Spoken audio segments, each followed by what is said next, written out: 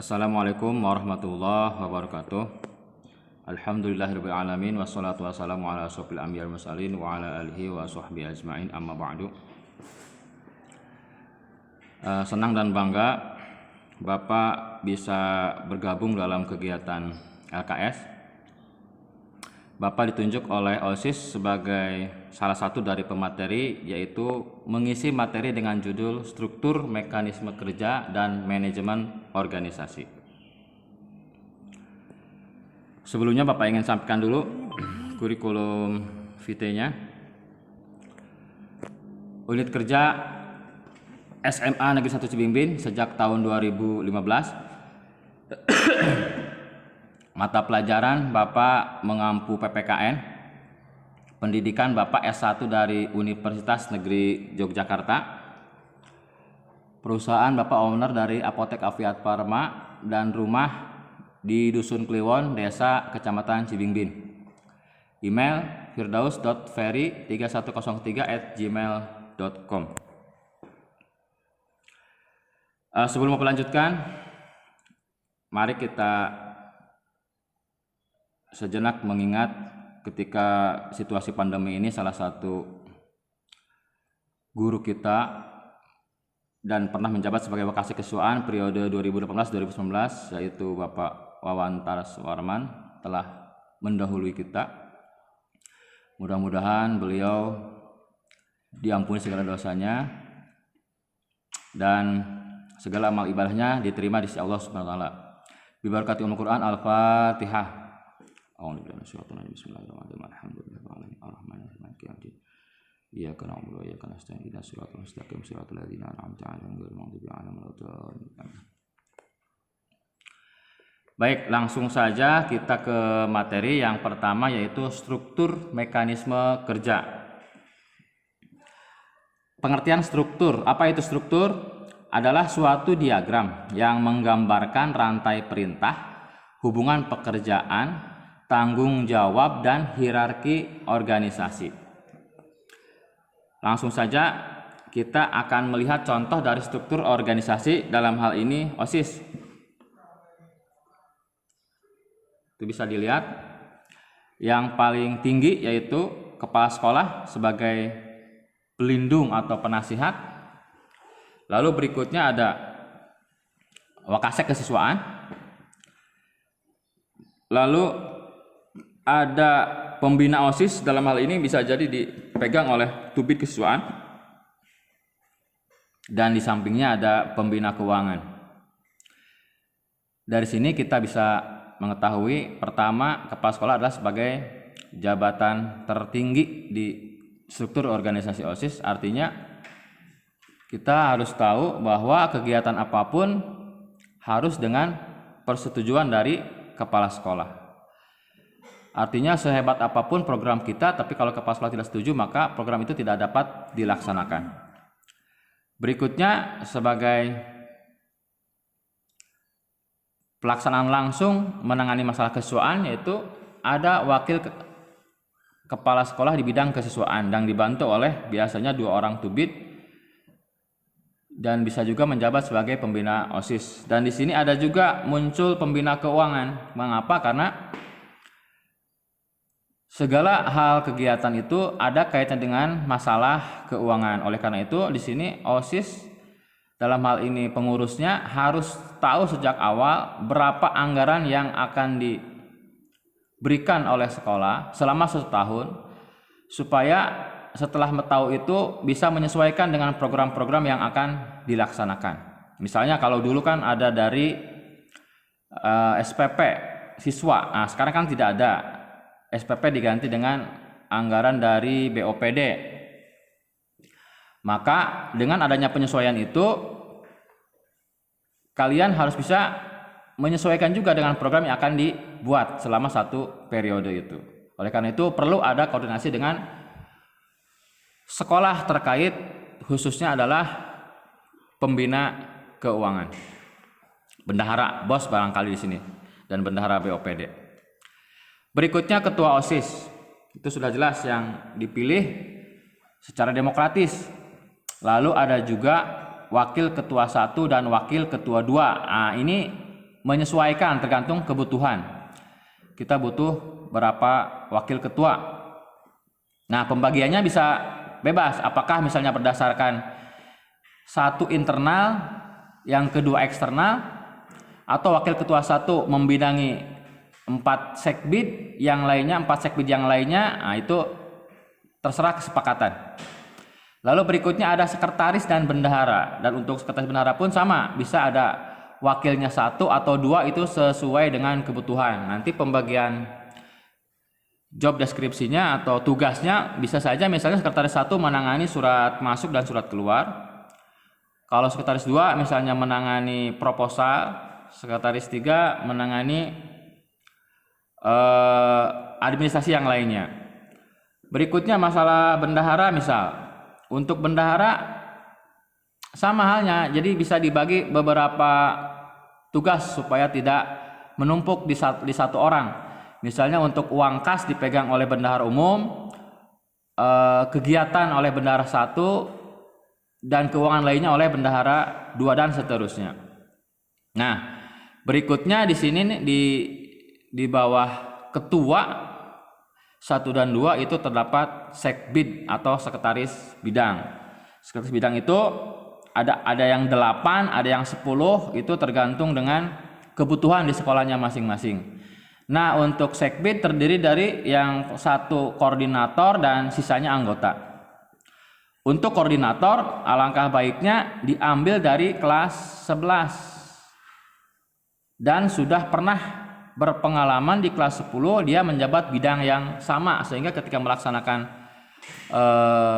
kegiatan tidak terlalu ada pengalaman lah intinya. Baik, berikutnya pengertian mekanisme kerja adalah penjabaran dari struktur organisasi yang tadi dibuat, yang telah ditentukan berupa sistematika kerja dan fungsi organisasi. Jadi dari struktur tadi bisa dijabarkan ke sistematika kerja berdasarkan fungsi-fungsi dari organisasi. Kita tahu dalam pelaksanaan mekanisme kerja itu harus dilaksanakan sesuai juga dengan tertib administrasinya, sesuai dengan anggaran dasar, anggaran rumah tangga. Jadi di organisasi itu kita punya pegangan, pedoman dalam melaksanakan organisasi. Yang pertama, yang paling tinggi tentunya ada anggaran dasar. Kalau belum dibahas di anggaran dasar, akan dibahas di anggaran rumah tangga. Lalu ada juga petunjuk penyelenggaraan organisasi. Nah, ini yang menjadi kelemahan kita. Biasanya kita itu kurang biasa mengarsipkan. Contoh misalnya, harusnya setiap tahun itu ada misalnya petunjuk penyelenggaraan pelantikan OSIS, misal tahun 2018-2019. Lalu ketika 2019-2020 bikin lagi, apakah berdasarkan yang lama atau disesuaikan dengan yang baru. Juklaknya tentang pemilihan ketua OSIS, juknisnya tentang apa saja kegiatan itu seharusnya diarsipkan, sehingga untuk kegiatan-kegiatan di tahun berikutnya itu sudah tidak bingung lagi. Tinggal menambahkan sesuai dengan kebutuhan dan aturan tambahan organisasi lainnya. Belum lagi masalah visinya apa untuk periode sekarang, misalnya misinya apa, lalu program kerja yang dibuat apa, lalu ditindaklanjuti dengan membuat materi kegiatan. Materi kegiatan itu misalnya rincian kegiatan, misalnya program kerja A itu akan dilaksanakan di bulan ke-3 atau bulan ke-4, di minggu ke-1 atau di minggu ke-2, dengan masing-masing penanggung jawabnya. Kegiatan 1 apa, kegiatan 2 siapa, dan seterusnya. Jadi di awal tahun itu seharusnya alangkah baiknya sudah dibuatkan program kerja dan materi kegiatan serta penanggung jawabnya, supaya dalam 1 tahun itu semua personil bisa merasakan kegiatan, jadi tidak aktifnya tidak yang itu saja. Lalu ada kesepakatan juga, misalnya setiap ada kegiatan dibuatkan proposal, dan setelah selesai kegiatan dibuatkan LPJ. Nah, di awal tahun buatlah misalnya pelatihan cara pembuatan proposal yang baik, cara pembuatan LPJ yang benar, dan seterusnya. Fungsinya apa? Sistematika kerja dan struktur, yaitu agar lalu lintas informasi maupun pendelegasian tugas dapat berjalan pada alur yang tepat. Jadi tidak berantakan kalau sudah dikonsep dari awal. Lalu hal-hal yang harus diperhatikan terkait struktur dan mekanisme kerja adalah yang pertama, mekanisme kerja yang sudah disepakati betul-betul perlu dipahami oleh seluruh anggota.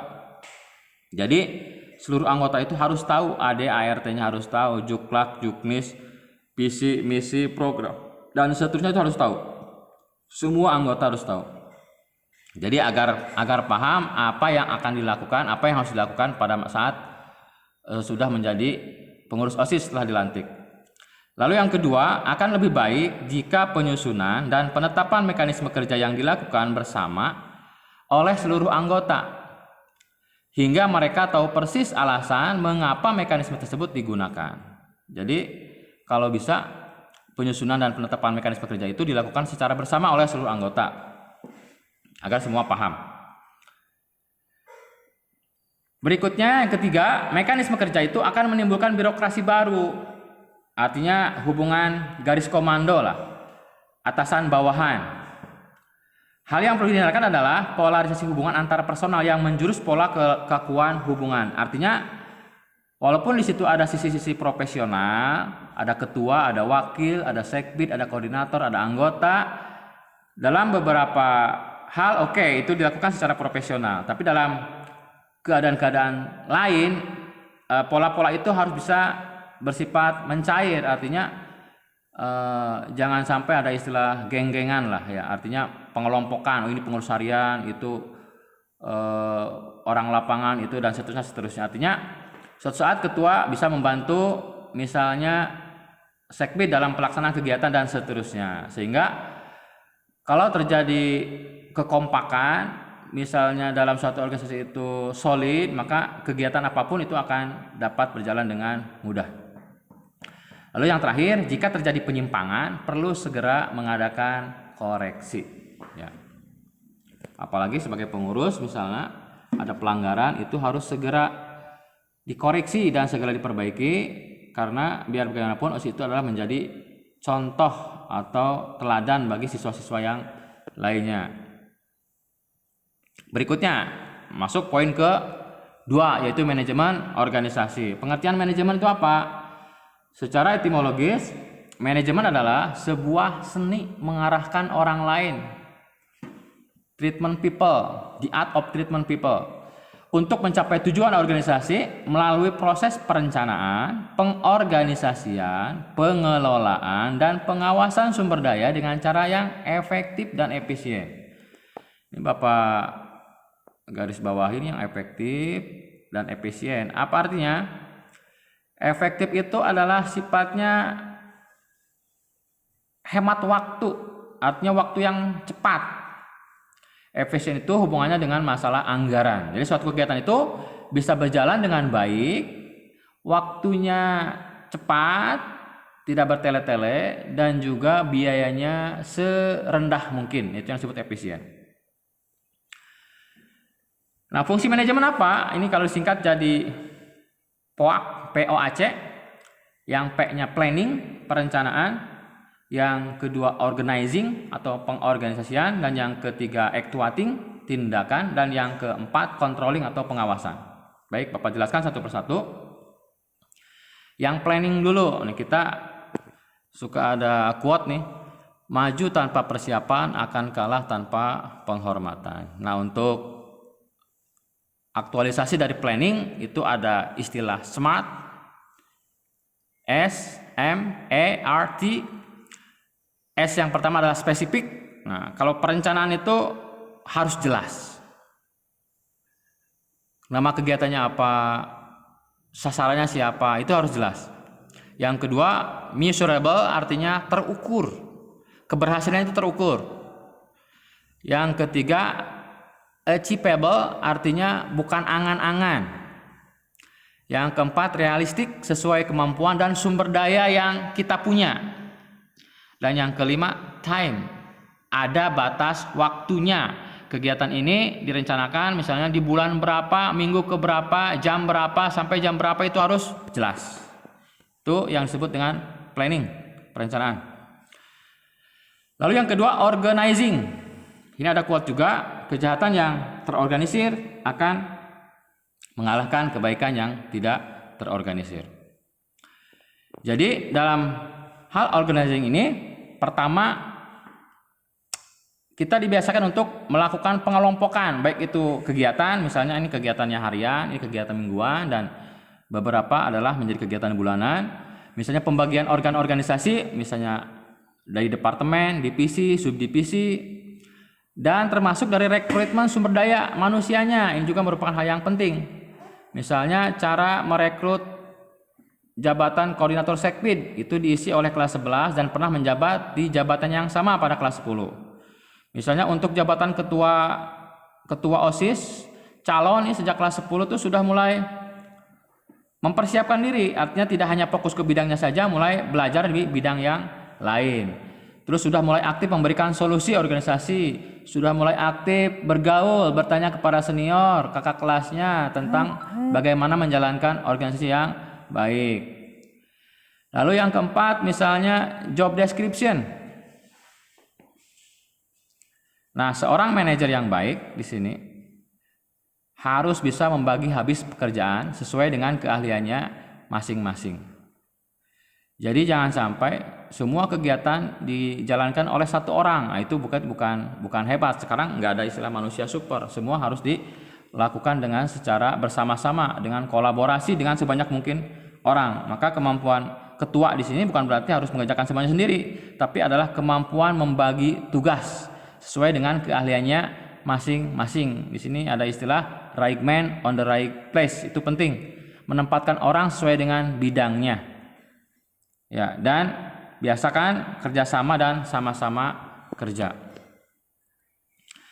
Lalu yang ketiga adalah actuating atau tindakan pelaksanaan. What is the genius? Genius is 1% idea, 99% experiment. Artinya rencana yang matang pun kalau tidak dijalankan pada akhirnya akan menjadi sia-sia. Harus dilandasi dengan kerja cerdas, kerja keras, dan kerja sama. Prinsipnya itu.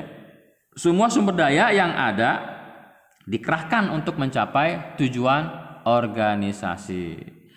Nah, dalam pelaksanaan pun harus sejalan dengan rencana. Jangan sampai rencananya apa, pelaksananya kemana. Itu tidak sesuai. Walaupun seperti itu, ketika pelaksanaan terjadi, tetap harus melihat situasi dan kondisi. Barangkali bila butuh penyesuaian-penyesuaian, itu jangan kaget, tetap kita bisa fleksibel menjalankan sesuai dengan kondisi yang ada. Maka di perencanaan pun kita biasakan membuat plan A, plan B, dan seterusnya, sehingga kita bisa fleksibel, tidak kaku dalam pelaksanaan. Yang ketiga, yang keempat nih, controlling atau pengawasan. Bisa dalam bentuk apa? Supervisi, pengawasan, inspeksi, hingga audit. Biasakan itu. Misalnya sekali-kali kita inspeksi kepada pengurus OSIS tentang kedisiplinan, atau kita mengaudit keuangan bendahara. Tujuannya apa? Agar sejak dini dapat diketahui penyimpangan sehingga dapat segera dilakukan koreksi. Jadi tidak menunggu besar masalahnya, bisa segera ditangani dengan baik. Berikutnya adalah unsur manajemen. Itu ada istilah 6M. Yang pertama man, yang harus ada dalam manajemen adalah orangnya. Yang kedua money, uangnya. Yang ketiga material, bahannya. Yang keempat mesin. Yang kelima metode. Yang keenam market. Man itu orangnya. Jadi dalam hal ini ada pengelompokan orang, ada penugasan orang sesuai dengan kemampuan, ada perekrutan orang. Nah, itu semua dipilih dengan cara yang baik, selektif. Lalu money, uang. Nah, ini juga harus dipikirkan dari awal. Sumber keuangan OSIS itu dari mana saja, koordinasi dengan bagian keuangan, sehingga dalam penyusunan program itu tidak menyimpang. Artinya kita membuat program-program kegiatan yang disesuaikan dengan budget yang ada. Terus yang ketiga material. Material itu bahannya. Misalnya untuk kegiatan apa kita membutuhkan apa dan seterusnya. Yang kelima mesin. Mesin itu artinya ini disesuaikan dengan kegiatan yang dibutuhkan apa. Metode caranya seperti apa? Di sini kita harus punya banyak metode ya, artinya tidak terpaku kepada satu metode saja sehingga kita banyak pilihan alternatif dalam melaksanakan kegiatan. Lalu ada market, sasarannya siapa itu harus jelas. Apakah guru, apakah pengurus OSIS, apakah siswa, apakah masyarakat dan seterusnya. Lalu terakhir ini bonus karena kita di masa pandemi. OSIS di masa pandemi masihkah bisa eksis? Nah, ini banyak sekali pertanyaan sehubungan dengan evaluasi kegiatan sebelumnya. Ini 1 tahun hampir vakum. Pertama Bapak ingin sampaikan adalah begini. Perbedaan OSIS SMP dan SMA itu adalah ketika OSIS SMP mungkin hanya 25% pelaksanaan. Ya, jadi 75% itu adalah dari guru yang konsep ya. Tapi kalau SMA berhasil atau tidaknya, berjalan atau tidak kegiatan OSIS itu harus betul-betul siswa mampu sebagai pengurus OSIS melaksanakan kegiatan hampir 70% lah yang mempengaruhi berhasil atau tidaknya OSIS di SMA. Artinya 25% itu persetujuan dan dukungan dari sekolah, 75% siswa mampu berinovasi sendiri, mampu berkreativitas sendiri dan seterusnya. Lalu kegiatan-kegiatan apa yang bisa dilaksanakan dalam kegiatan pandemi? Bisa saja misalnya video tutorial. Contohnya video tutorial cuci tangan yang baik. Atau video anjuran belajar dengan baik di masa pandemi, tetap semangat di masa pandemi dan seterusnya. Misalnya lomba digital apa? Lomba stand up komedi misalnya. Atau lomba baca puisi, lomba baca pidato di PHBN dan seterusnya. Webinar tentang kegiatan di tengah pandemi, cara menghadapi COVID misalnya, atau webinar kepemimpinan, apa sajalah itu bisa dilaksanakan. Termasuk misalnya lomba buat poster melawan COVID misalnya. Apa saja itu bisa, banyak hal yang bisa dilakukan sebetulnya secara digital, secara daring.